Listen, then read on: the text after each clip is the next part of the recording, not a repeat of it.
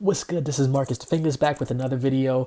In this video, I'm going to show you Chomplr by MSX Audio, MSX Sound Design. Shout out to MSimp and the whole team. They allowed me to be a part of the team to demo this app. I'll show a list here of some of the people that were on that beta testing for the app. I don't know why my name is at the top, but I definitely appreciate being part of this incredible group and playing a small part in helping to make this app what it is today. And this is just version 1. They already have plans for making it better. And we'll get into that. But Chomplr, here we go. Here it is on the iPad here. It is currently $4.99. It will go up to $7.99, I believe, in a couple days. So get it while you can. And we'll dive in. I'm sure there's going to be plenty of videos. Plenty have already been posted. There'll be plenty of videos over the next couple days, couple weeks of people finding workflows, coming up with ways to use it that we haven't even thought of yet, or at least that I haven't thought of yet. So you can get very powerful within the app. So let's get into it. Chomplr here. It is not a sampler yet, but it basically you can use the MSX sounds and have them chopped and pitched and affected and things within the app, and you can use it as a AUV3 app in your DAW, such as Beatmaker 3, Cubase, GarageBand, whatever you use. But you can also use it standalone. I'm just going to use it standalone today, just as an overview. So these are some of the sounds. So to get here, that top left hamburger menu, some people call it, is actually the browser menu here. You get there and so you'll see some of the sounds that are in there. I've actually purchased Ivory Soul 1 and I purchased Trap Melodics 2. Very easy purchase process, 99 cents right now the packs are. So what you can do here in the browser is you can go to, let's say I go to Ambient Sample, and you can just play a demo. Let's say you like that, you click it, and you'll see the waveform behind it change there. So again, there's a lot of apps here. Next to the hamburger menu is a little, I believe it's a refresh button that'll sort of re-index your library. I believe that's the case. And again, if you don't actually know what any of these buttons or options do, you can get to the menu from here also, or the manual from here also, and we'll get to that in a second. Next to the arrow is the cart, where this is the store where you can purchase. I believe the packs are 99 cents. I have 2 of them so far. I have Trap Melodics 2 and Ivory Soul 1. Purchase process is real easy. I'll probably end up buying them all at some point. But just to run over it real quick, I'm going to purchase one now. Let's go to Black Luxury. So this is $1.99, so really not expensive at all. You can play a demo here.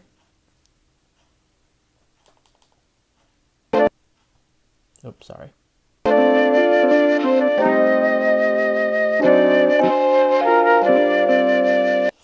And then just hit the price, and then you'll get the purchase option to show up. You can do whatever you need to do to purchase it, fingerprint, passcode, or whatever. And there we go. It's going to do its thing. You'll get this. You're all set. Your purchase was successful. And then it'll be grayed out or darkened in the store setting there. So this is actually a great way to get access to some of the high quality samples that MSX has been known for over the years. This is a great way to access those sounds and samples, and to immediately get to work on chopping them and splicing them up and things like that. So once you've gotten a sample pack, or you purchased one, I got Black Luxury, you can go back to the menu here and look for it in that list. So there it is under Ambient Sample, Black Luxury Volume 1, and I can play those. So I can play any of those. And to load them up, you just select the name of that sample, and you'll see the waveform behind it change, which I may have mentioned already. So we'll mess with chopping that up shortly. Next to the store at the top, you'll see the settings icon, the gear icon, and that'll just give you some settings for the app, mostly MIDI settings. You see here, you can change the buffer size. You can, if you have a MIDI device connected, you can change how that works. You can always have the app on, and it won't go to sleep, but there's a warning there. It could drain your battery faster. Or you can have background audio on, which will also drain the battery. Please do not. So you get some warning pop-ups there. But basically what background audio means is if you are chopping a sample and you're letting it play, you can go into another app, let it play, and do things like that. You can change the buffer size if you hear crackles and things or getting some noise that you don't really like. You can lower the buffer size. So that's the left menu items. At the very top right is the MSX logo. If you select that, you will be taken to their website, which was also just redesigned.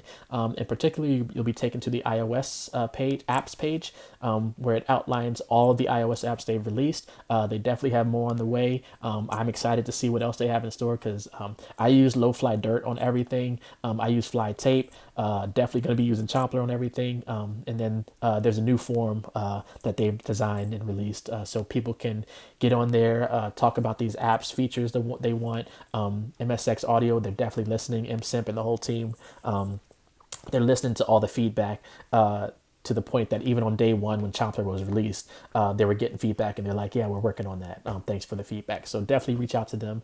You can go into any of these apps. We'll go into Chomplr, to that page there. And then what I really like is the font on here. Very readable. It's large. Font, you can see it from a distance, and then you have some videos, some tutorials, quick overview of the app, and sort of what's new for some of the other apps is they all have manuals now. So you can go to user manual, you can hit download now. This will open up in Dropbox here on the iPad, and then I can read it here on the iPad. I can make it full screen, and sort of zoom in and zoom out to see what I want to see there. But yeah, very and the manual is actually really well written. Had a chance to review that. It goes over everything in detail. So some of the things that I might misspeak, please correct me. Be like, yeah, that doesn't do what you said it did. Double check the manual, where things are really well laid out, it's just really nice, and it's only 28 pages, but some of the pages, like this one, like most of the pages, just a graphic where you can read what each setting does. So going back to the app here, I loaded up, just to go back there, ambient sample, I believe. Oh, no, I loaded up Black Luxury, dotted line ABM is what I loaded up in there.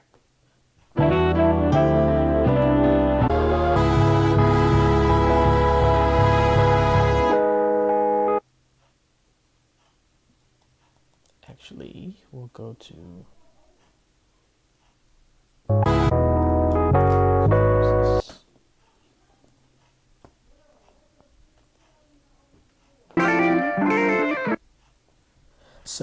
going back to Chomplr here, we will go to the Black Luxury collection, and I will load up dotted line ABM here, and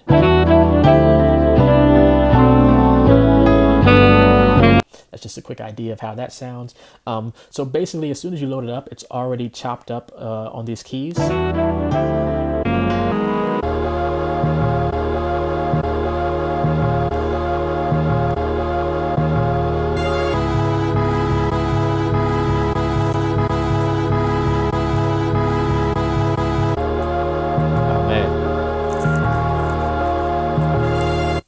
I'm already getting ideas, but the sample that you load up is already chopped up on the keys.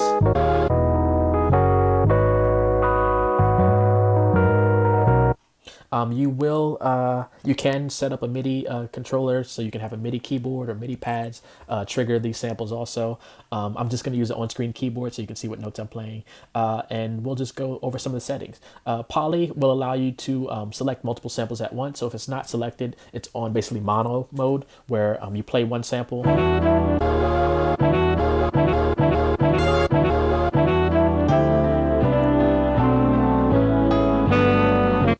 And if you play another sample, it'll choke the first one. So it's almost like a choke mode. When you select poly, you can play multiple samples at once.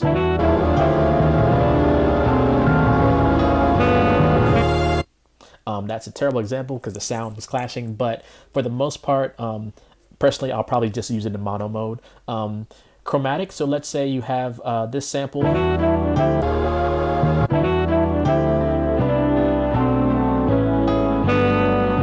So let's say you have a sample chosen. If you choose chromatic, you can now spread that one sample chop across the keys to have different notes for that sample. So what do I mean? Here we go.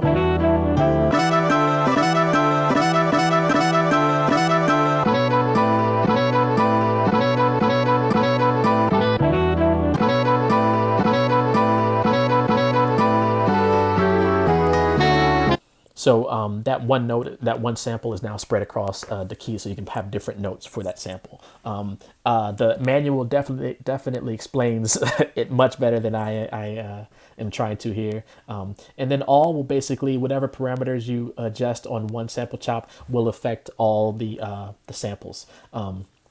Again, double check the manual where it explains all these in more detail and a lot more articulate than I am. So this data parameter data slider here will basically be adjusted depending on what is selected here where the waveform is, these options under the waveform. So to show you what I mean, we're going to deal with this first sample chop.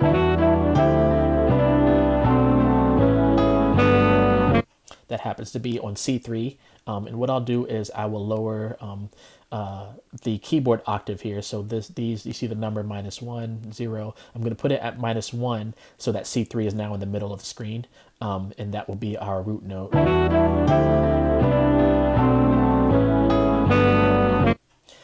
That we'll use.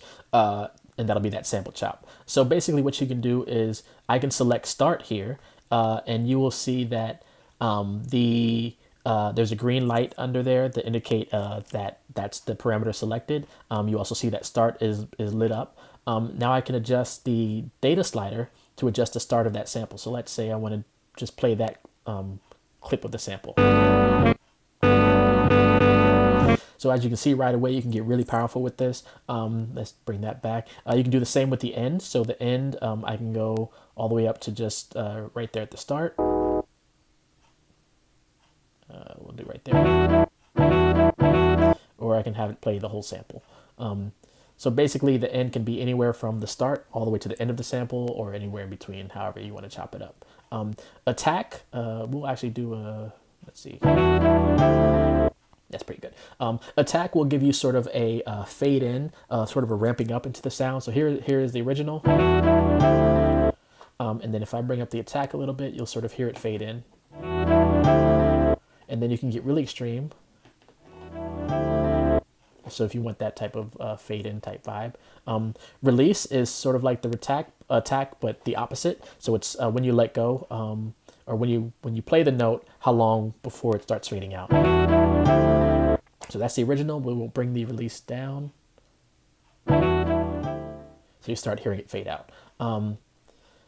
Tune is basically the tune of that sample. So we're on C3. So let's say you want to change the pitch of the sample. We can lower it.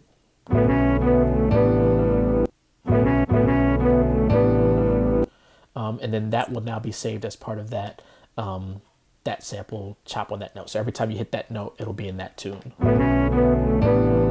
And you can adjust these parameters per sample chop. So each sample chop can have different settings, different parameters. So it's a very powerful app that we don't even know. Like, I know there's guys in the community that'll come up with like incredible ways to like manipulate these sounds, adjust them, things like that.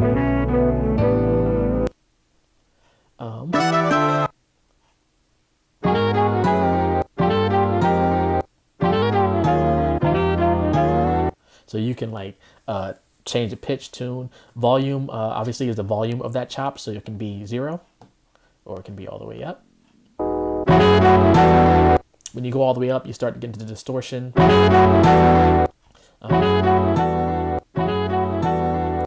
So I should have warned you to maybe turn your headphones down. Sorry about that. Pan, you can go sort of, I believe, all the way up is right and all the way down is left. And then you can go anywhere in between to sort of mix. Cool. Loop basically will determine whether you can loop the portion of the sample chop. So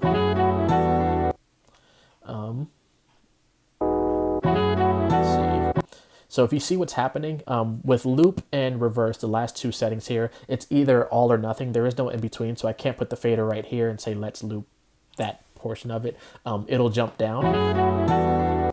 So what you want to do is make sure if you want it to loop, you slide it close to the top. If you don't want it to loop, make sure the slider is close to the bottom. So what does loop do? So what basically if I have it at the top, and then now it's almost on a what's called almost like a hold mode where you have to hold down the note for it to loop. If I let go of the note, it'll just immediately stop. So I'm going to hold it down and you'll hear it looping.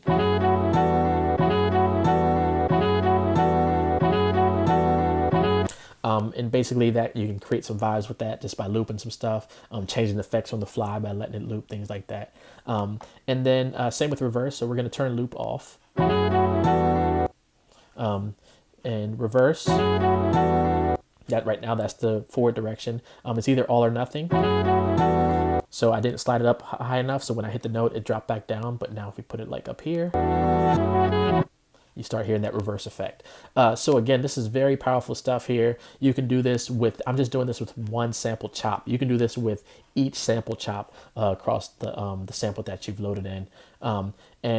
We will go back to that bass sound there, basic sound. We're going to go to the settings here. So you have lo-fi. If you know about MSX, you know that some of the other apps that I've shown on the website there, they can really do effects really well, especially lo-fi, dirt, grit, stuff like that. So with the effects here, what you can do is use this slider under that to determine how much of that effect is applied, and if any is being applied, you will see the sort of indicator within that effect light up. So you see the red one for lo-fi light up there. Right, if it's off, that means it's off. So right now it's off, and we'll just go about halfway. So you start to hear some of that lo-fi effect come through. We'll go all the way up, so you can get really gritty, dirty stuff. Drive off. Drive halfway, and drive all the way. Cover your ears. Sorry about that. So that's the sort of like saturation. Echo, this is echo off. Actually, we'll turn drive off. And what you can do is you can have these different parameters set at certain levels, and you'll see them light up. So you can mix and match. But I'm just going over them one by one. When you mix and match, you can also save up to 4 presets, so you can have certain combination of all these effects saved to A, then another combination saved to B, and it will be applied to all the sample chops. So you can't have certain effects, I believe, applied to just one sample chop. I think it's just more global, so that every sample sounds like they're from the same like record or whatever effects you put in. Echo off, echo halfway. And then echo all the way.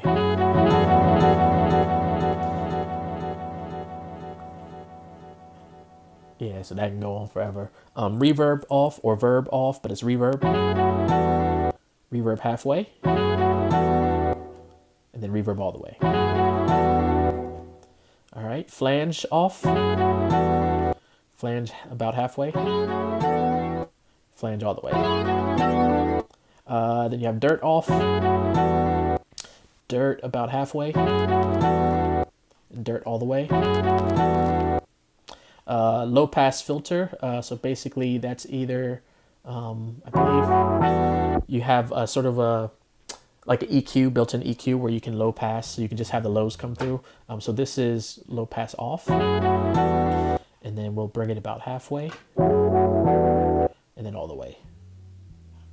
So you sort of, it's just keeping the lows, allowing the lows to pass, or low pass, high cut is the same type of wordage there. This is a high pass / low cut. So this is a default, about halfway, and all the way. Again, so very powerful stuff.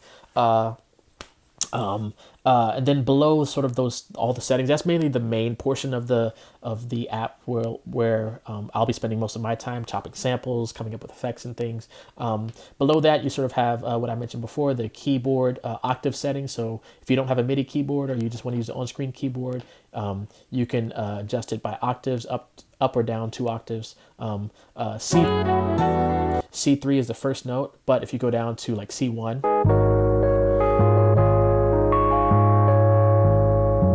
it sort of loops the samples back to notes below C. So if I go to C3 and then I hit the B before C3, if you know music, the note before C3 at the top there, it'll play the final chop in the sample.